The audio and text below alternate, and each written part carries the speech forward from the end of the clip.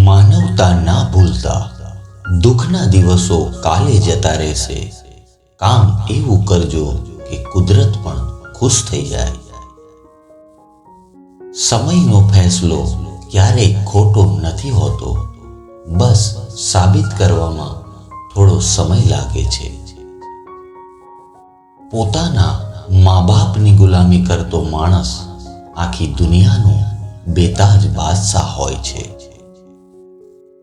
તમારા કેરિયર પર પણ ધ્યાન દેજો સાહેબ, કેમ કે પ્રેમથી વધારે જરૂરી મા બાપની ખુશીઓ છે.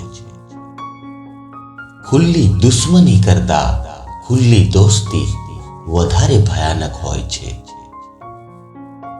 મોઢામાંથી કડવા વેણ ત્યારે જ બોલવા સાહેબ, જ્યારે કાનેથી સાંભળી શકવાની તાકાત હોય. પાછું વળીને જોવાનું બંધ કરો.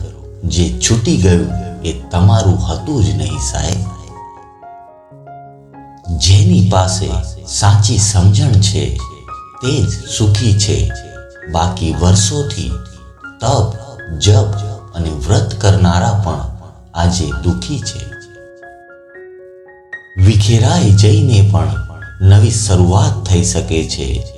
મૌન ધારણ કરીને પણ પ્રેમની વાત થઈ શકે છે. છોડી શકો તો તમારા અહમને છોડજો.